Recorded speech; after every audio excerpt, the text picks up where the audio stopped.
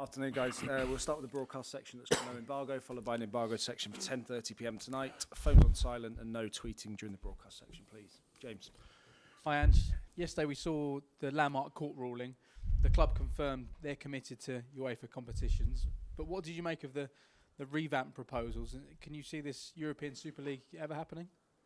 Mate, no time to have a look at that, no idea. And, the club sort of put out a statement and we've got to be wary that, I'm not the club spokesman on these matters. And but fair to say, the club's put out a statement on our position as a football club. And, that's where we sit. From a team news perspective, are you able to welcome back any players tomorrow? Giovanni, Brennan? Yeah, Gio's back. He's fine. From last week, there's no one apart from the suspended boys who obviously miss out tomorrow. Everyone else is okay, and Gio, he trained the last couple of days, so he's available, and that's kind of the only sort of change. Ashley Phillips is also available. And you're without Udogie and Basuma due to suspension. Have you felt the need to address discipline with the squad with the number of yellow and red cards you picked up this season?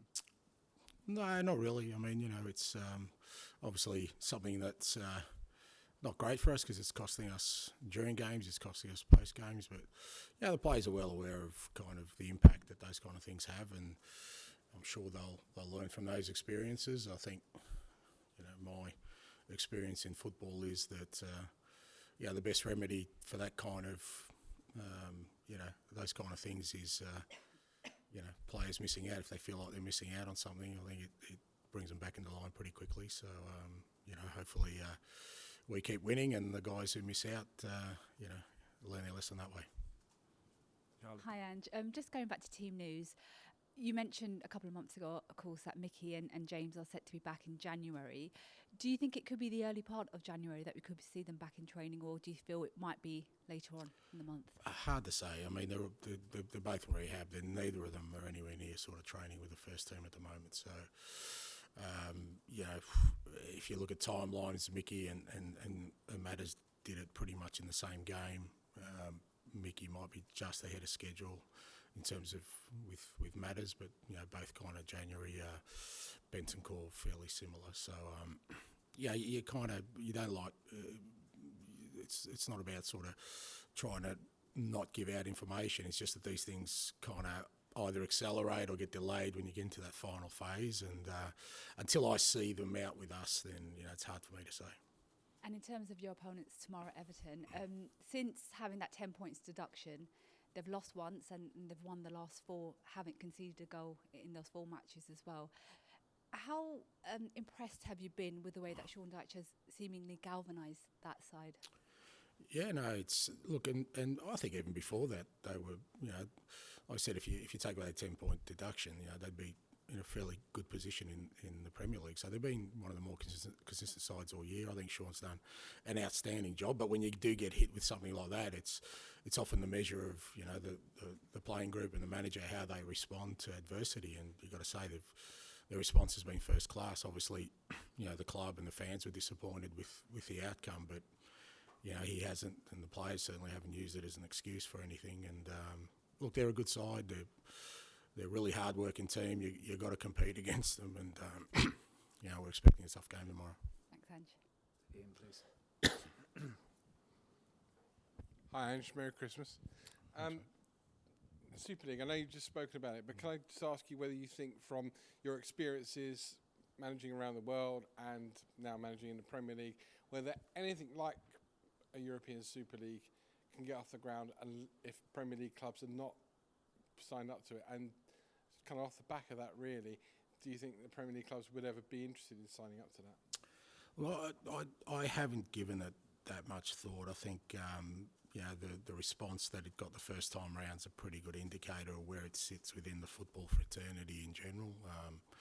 That's always a pretty decent barometer. I always think that with these decisions or with these concepts, they're usually done in a room with people who sometimes are detached from what this game's all about. It won't surprise anyone that I'm fairly conservative with these things. I'm a traditionalist. I don't like the game changing too much. I don't like rules changing too much, but I guarantee you I won't be in that room when those kind of concepts are put together. So, but like I said, I think you know, you got a fairly good barometer of, you know, what the most important people, the fans, felt about it, and football people in general. So we'll see what the outcome is.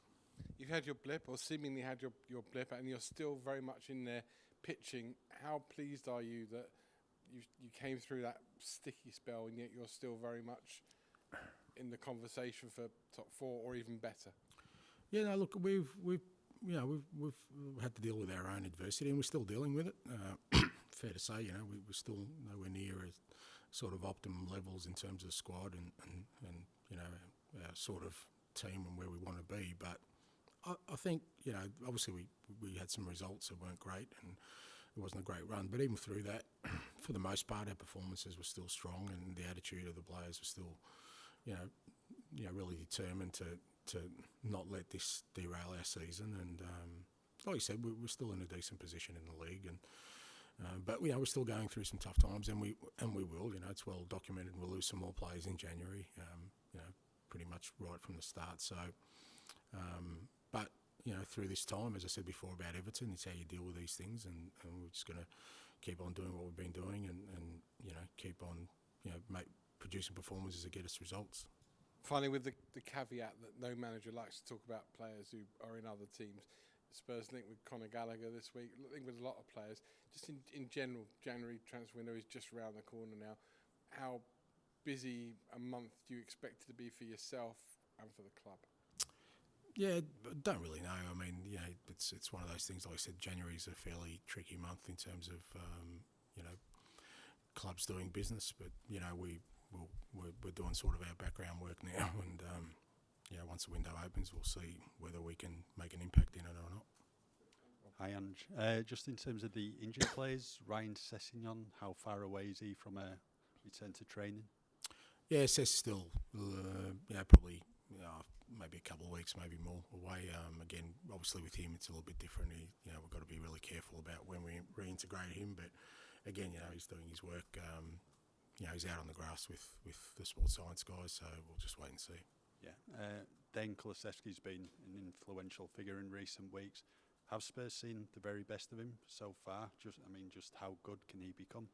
Yeah, I hope not. No, I think there's more to come with Decky. You know, he's still fairly young, age-wise as well. But you know, I've been really pleased with him because he's played a number of positions for us, and he's had to. And you know, one of the reasons we're kind of getting through this period is guys have been willing to sort of take on different roles, whether it's him or, you know, Ben Davis or Emerson Royale, or you know, guys who have had to play different positions for us at different times. And but I think, irrespective of the position, Decky's been a real sort of impact player for us the whole season. You know, whether that's out wide, really like him playing inside. He gives us another dimension in terms of our attacking threats, and he's such a hard worker that wherever you put him, you know, you're going to get some output. You know, irrespective of the position. But there's more to come, and he's a willing participant in that. He really works hard at his game. We've asked him to be more of a goal threat this year, and he's definitely doing that. He's getting to those positions more, and that shows me that he still wants to improve, and I'm sure he will. Okay, thanks, Ange. Thanks, And back to George to finish this section, please. Hi, Ange. Just going back to Basuma, it'd be 8 matches he would have missed overall through the suspension. Do you kind of have a fine line between letting him know that that's not good enough, but at the same time not sort of stifling that kind of freedom that I guess he needs to play with? Look, as I said before, I think, yeah, you look at Biss. I mean, the first one was just, you know, the first week was just a silly one, you know, where he's, you know, got a second yellow card for something silly. And last week, you know, people can say what they want. He's just missed time to tackle. It's not like he's gone in to hurt anyone. And, you know, these things will happen. And in today's game, you're not going to get away with it. Even if the referee doesn't see it, VAR will pick it up, and he's paid the price for it. And as I said before, it's, for me, these things, you know, you can talk to players. Players are well aware that, you know, when they get red cards, that you know, the team suffers without them, whether that's in game or games subsequent. But like I said, I've always felt the best remedy is, you know, if the guys feel they're missing out, you know, then, you know, that kind of helps them in that process of, you know, sort of not letting it affect their game, but also understanding the impact that it can have. And look, at the moment we're not in that place because guys who are missing out are coming straight back in because we just don't have the squad. But you know, we get a strong enough squad, and you know, guys miss out, and the team keeps winning. And if they miss big games, you know, all those kind of things are the best remedy. But I always kind of understand that, you know, they're all human beings and they're going to make mistakes, and you know, like all of us, we give them the opportunity to learn from those mistakes. In terms of replacing Basuma, you've used Pierre at the sort of as a number 6 a few times this season. Oliver Skipp, do you view him as someone that can play as a 6, or in your mind is he more someone that's got the sort of attributes to be an 8? No, I think Skippy can play at 6 for sure. Yeah, I think obviously we've had Pierre there and Biss and even, you know, Bentancur when it comes back. So there's a fair bit of, you know, sort of flexibility in who we use there. And you know, Skippy's had an important role for us. So most of the time he's been coming on in games where, you know, we really need some, you know, some energy further up the park, and that's what the role he's fulfilled. But no, he can play at 6, and he probably will play there. We've got 3 games this week, so probably will get an opportunity at some point in that position. And with Biss being away, you know, pretty much till the end of January, I'm sure we'll use him in that space. And just finally, you've said before about how it's important that regardless of the highs or lows that you keep sort of level. How hard has it been to kind of keep level when it feels like every week there's another kind of problem, I guess, to deal with? Yeah, look, you know, you I think it's important, like I said, that from my perspective, you know, you don't sort of deal in the extremes, because it is an emotional game, and there's enough people who get emotional about these things that it doesn't need me to add to that. And my job in the whole thing is to find solutions rather than sort of focus too much on the fallout from any issues we may have, because I guarantee you that, you know, once we get all the players back, there'll be something else that'll be an issue, and you just got to, like I said, it's important for the players and the staff that they know that through that process, my role is to try and sort of charter a way forward rather than sort of, you know, focus on, like I said, the fallout from any challenges we may have. Thanks, George. Okay, we'll end the broadcast section there. Excuse me, and move on to the embargoed section for 10:30 p.m. tonight. Kieran?